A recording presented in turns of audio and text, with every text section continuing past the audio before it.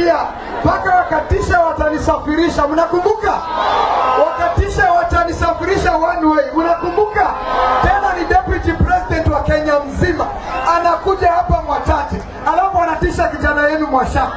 Leo nataka niutangazie Profesa Kithure Kindiki, watu wa Taita Taveta hawatakubali vitisho vyako.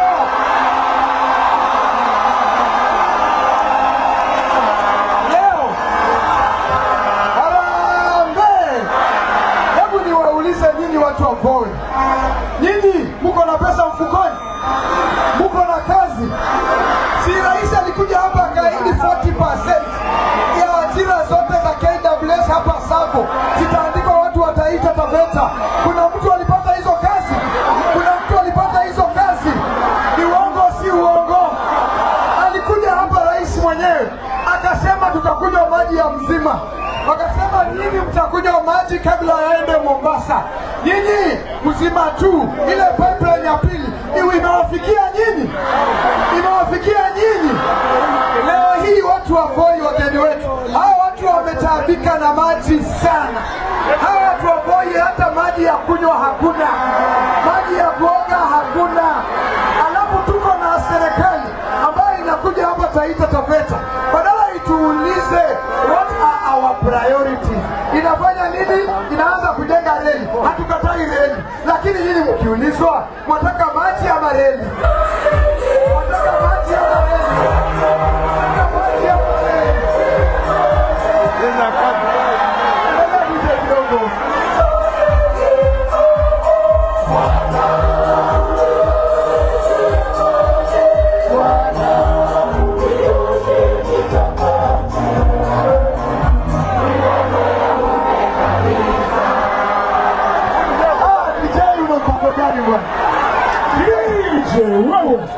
Sasa kuongea mambo ya maji, tuliyekitaratila maji.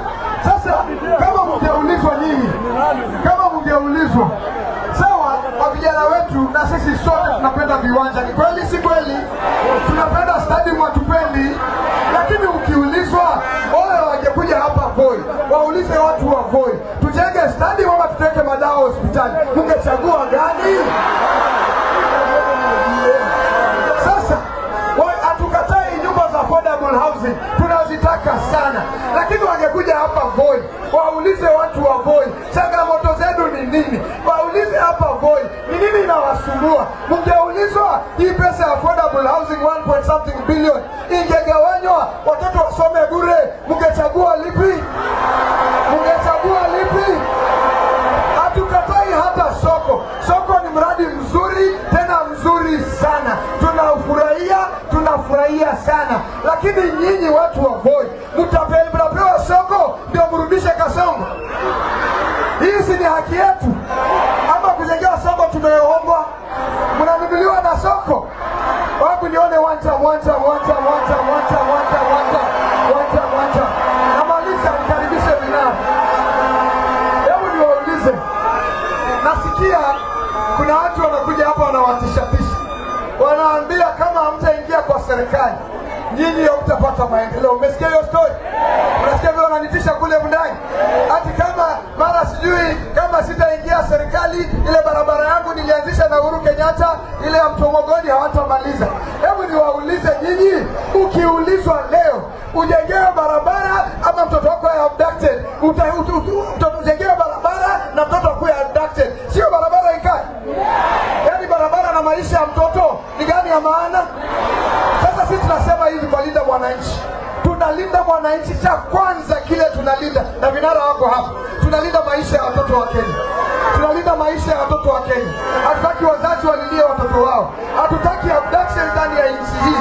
Ndio maana tunasema Ruto must, ndio maana tunasema wacha. Sasa vinara wangu, mimi nimemaliza hapa, maana watu wa Voi wao wananijua. Leo sitaongea zaidi ya hapo, lakini nataka muhakikishie hao wadosi wangu hapa. Mtawahakikishia nini? Si wengine wenu tunakutana kila siku. Mnataka niende kiti gani?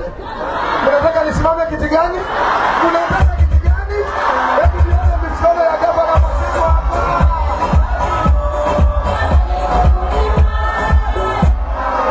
Sasa mheshimiwa